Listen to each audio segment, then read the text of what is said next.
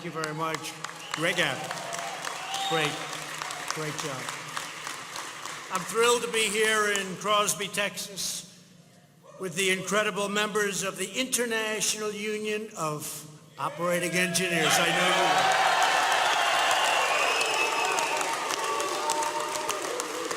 I know you well, and I also know who most of you voted for, and I appreciate it. When our nation builds and maintains pipelines and pumps, oil rigs and runways, bridges and boilers, operators get the job done with unmatched excellence and skill. There is nobody like you, nobody. With the help of the incredible workers in this room, the United States is now the #1 producer of oil and natural gas anywhere in the world, anywhere on the planet. Not even close. Made a lot of progress in the last 2.5 years, haven't we, huh? Took down a lot of barriers to production and to the pumping, so many different things. I just met some of you folks outside. They gave me a little lesson. I knew a lot, but I didn't know they could lay as much pipe as that, and so fast, Jim, right? So fast. Incredible. There's nobody in the world can do what you folks do. And we're going to make it easier for you. Because in a few moments, I will sign 2 groundbreaking executive orders to continue the revival of the American energy industry and jobs. My action today will cut through destructive permitting delays and denials. You know about that? You know about delays? Where it takes you 20 years to get a permit? Those days are gone. Now, you may not get it at all, but it's going to take... It's going to be quick if you don't. It'll be quickly missed. You know, they say miss it quick. Do you ever hear that? Miss it quick. But that's not going to happen too often. So that you can get to work producing the energy and the infrastructure our country needs to thrive and compete and to win. All over the world we're winning. Our country is respected again. Respected again. So we're pleased to be joined by your great union leadership. General President, a friend of mine, Jim Callahan. He knows all my friends back in New York. Big Jim. And your General Secretary, Treasurer, Brian Hickey. Brian.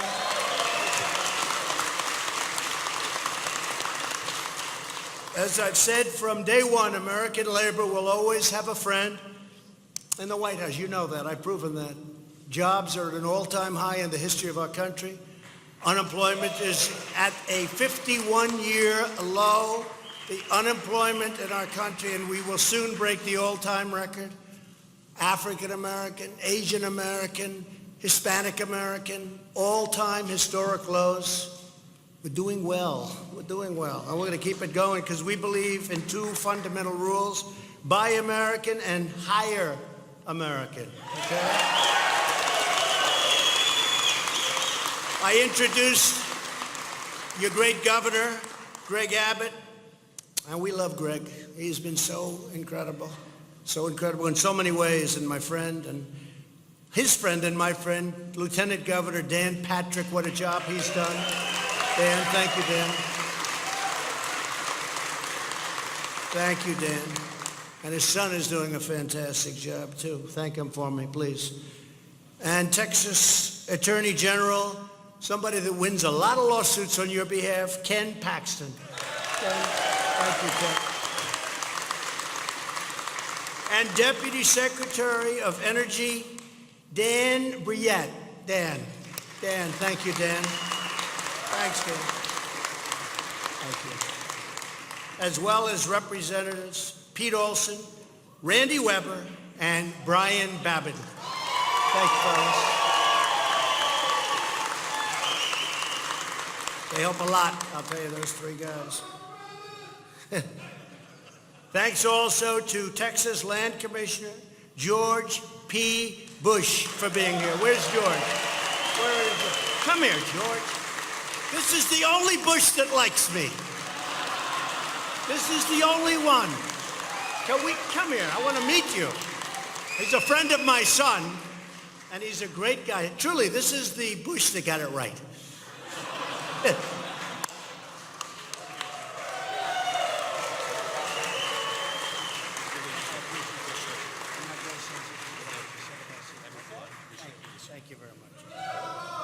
guy. I like him. I like him. He's going far. He's going places. Thank you, George. Here at the IUOE, International Training and Education Center, operators are perfecting their skills on cranes and pipe lifters, side booms, and angle dozers. I just saw them all outside. I'd love to work. I used to work machines. I'd work them. My father would have a job. I was very young. I won't say it because they'll report me. But I was much too young to work a machine, but I used to work a machine. And then I used to love the D10s. Now they make D12s. You don't get too many of them, but they still make them, right? Under this administration, we've ended the war on American energy like never before. Nobody believed that this was going to happen. And we put thousands and thousands of patriotic union members like you to work building our energy future. Since the election, we've created more than 5.5 million new jobs and more than 60,000 brand new oil and gas pipeline construction jobs. We approved the Keystone Pipeline almost on day one.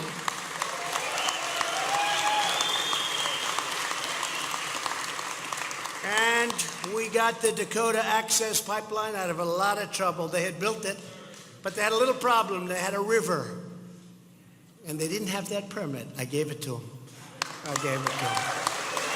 So we got that open. That was 40,000 jobs between the two of them. We withdrew the United States from the one-sided Paris Climate Accord, where you don't do any more drilling for oil and gas. That was going to cost us a lot of money. No more oil and gas with the Paris Accord. That's good for Paris, but that's not good for us, right? And we're replacing the previous administration's job-crushing Clean Power Plan and putting our miners back to work, and they're back to work all over the country. It's incredible what's happened with the miners and with steel. With steel. Right now, they're building many, many steel plants. All of them, Nucor, U.S. Steel. They're building many plants. They hadn't built a plant in 40 years. We finally opened ANWR in Alaska. I don't know if you like that. Yeah, you like that, Joe. You like that. A little competition. We got to give them, George, we have to give them a little competition here, right? But that was something, I don't know if you know, that they've been trying to get that approved since Ronald Reagan. Ronald Reagan tried it. They all tried to get ANWR done. And I had it in a plan. I was close to getting it done. Then I didn't like somebody or something that somebody did. I said, let's take it out of the plan. Why should we do it? Then a friend of mine who's in the oil business called, unrelated, didn't have anything to do with it. He says, is it true that you're going to get ANWR? And I said, yeah, I can get it. I don't know. I think I'm not going to, though. They don't appreciate it. They don't appreciate it at all. He said, oh, that's too bad, because, you know, everybody from Ronald Reagan all the way up to you couldn't get it done. I said, really? Oh, I called up, put that back in the plan. You know, that was just a competitive thing, right? Put it back. So we put ANWR back, and that's one of the biggest in the world. So it's going to be something very special. A lot of you folks are going to be there. We've added more than 450 oil and gas rigs nationwide. And that number's going up very substantially and rapidly, right? Rapidly. Here in Texas, we've nearly doubled the number of land rigs, and crude oil production has reached a record high, highest in the history of Texas. And if I get you the pipelines, which I will, you know, they've been trying to get these pipelines. How many years, Governor? 10, 12, 15? How many? Too long. Now, we're going to try and do it in 6 months. Is that okay? We'll try. EPA. And that means jobs, jobs, jobs. And that's a lot of jobs, and it's a lot of additional product. It's a lot of stuff. At the same time, we're strongly protecting the environment. We have to protect the environment. The United States has among the very cleanest air and water developments in the world, and also we have the cleanest air and water, they say, in the world. We are the best, and you want that, and I want that. I want clean air and beautiful, crystal clean water, right? We want that. People don't understand that about us. They don't understand that.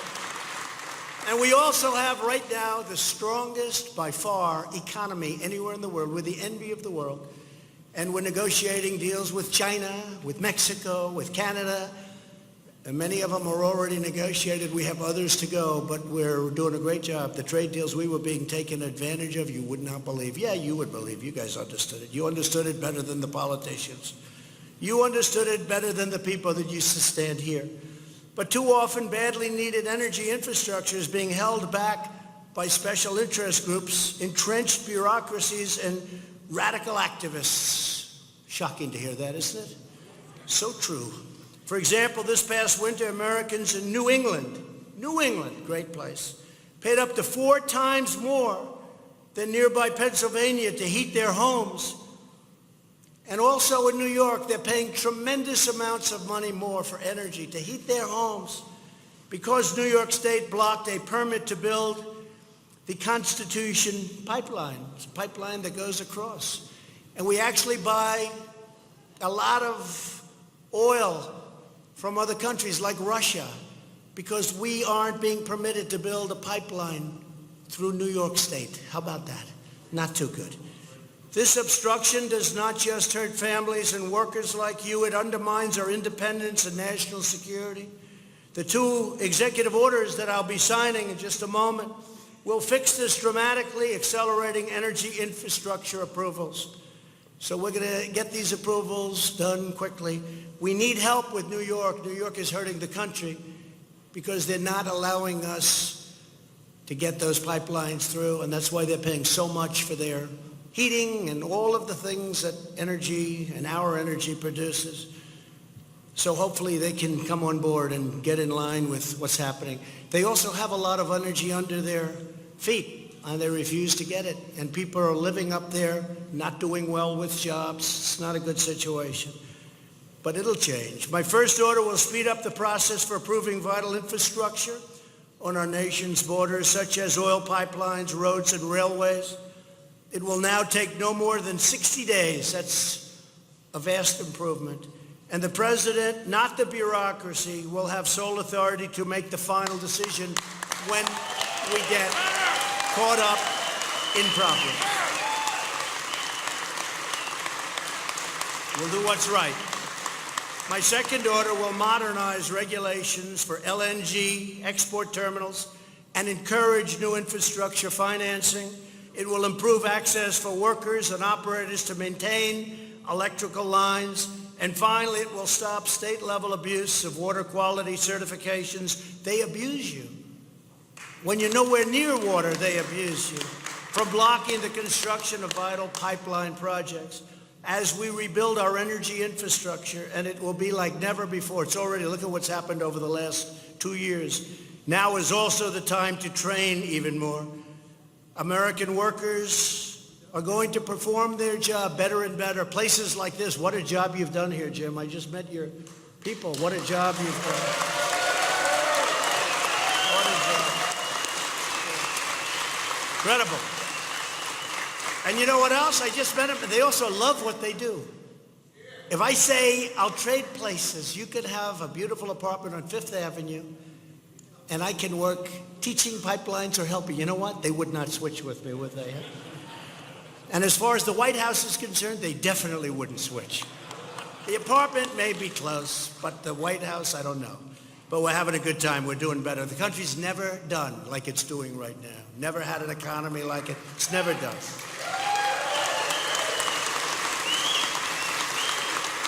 And you know, the world took advantage of us in so many ways, but certainly on trade, and that's coming to a halt. They understand that. They understand. They understood what was happening, and they don't even blame me. And I don't blame them. I don't blame China for taking out $500 billion a year. $500 billion. How about that? It wouldn't happen if you were negotiating. You almost say, who were these people that were making this whole, letting this happen? And I said to President Xi of China, I don't blame you. I blame the people that were in my position. But those days are over. I said that. Those days are over. And we're in the process of doing a reasonable deal.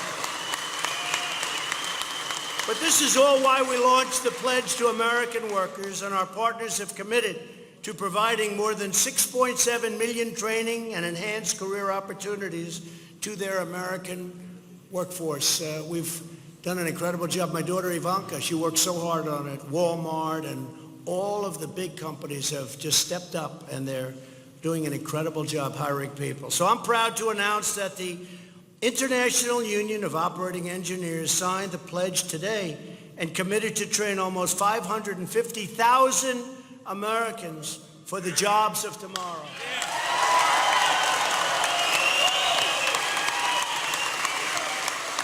Hey, that's pretty good, Jim. That's pretty good. That puts you up there with the biggest companies in the world, Jim. I'm impressed. You've come a long way. Huh?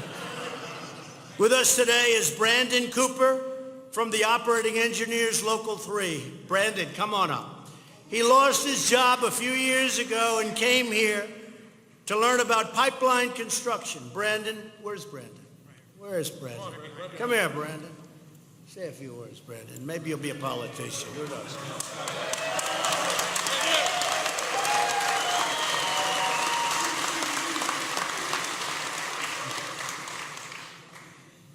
I've worked in construction for years. I've been a member of Local 3 of California for over a decade, doing utility work, grading, a little bit of everything. But I've never worked in a pipeline industry, and I need a training. You can't fake your way through things in this industry. You have got to produce or you're gone. A contractor will let you go at a drop of a hat if you're not making money. It's funny, the pipeline industry has a totally different language. Despite working in the industry for years, I didn't know the lingo. Their terminology is different than the rest of the industry. With the union, you have that opportunity to expand your skills. I didn't used to be proficient on all the equipment until I got in the union. Union training opportunities have given me a chance to better my operating engineer, making more money, building retirement, security, and having good health care. This opportunity at this International Training Center is going to pay my dividends. It has been a great experience. We appreciate what you're doing, President Trump, to grow this industry. Thank you.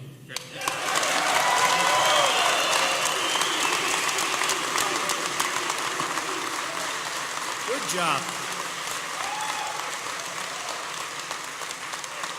Good job, Brandon. Thank you very much. I also want to introduce the great Larry Kudlow, please. He wanted to be here today. I said, you don't have to come, Larry. He said, this is very important. Larry Kudlow, thank you. So now more than ever, our nation needs dedicated operators like all of you. With incredible grit and talent and spirit, you lay the pipes that power our industries. You raise the beams that build our skyscrapers. And you are the men and women who get up every day and make this country run and, frankly, make this country great. You do a great job.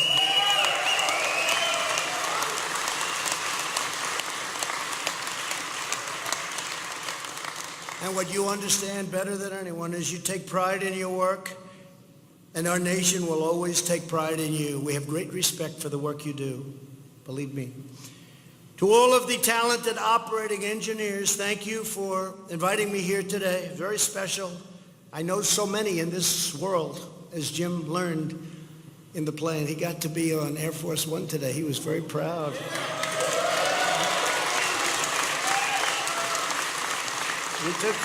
We took a couple of pictures with that big plaque behind us. He was very happy, huh? Thank you, Jim. And thank you to the extraordinary devotion of all of you to our country. Together we are making America stronger and prouder and greater than ever before. God bless you all, and God bless America. Thank you. Should I sign it? Yeah. Yeah!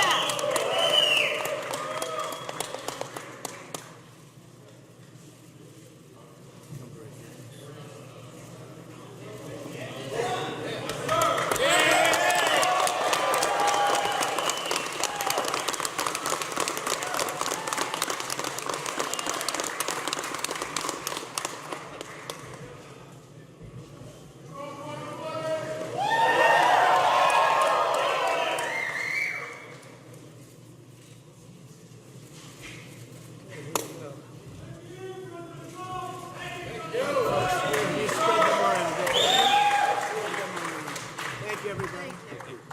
Thank you. Thank you, folks.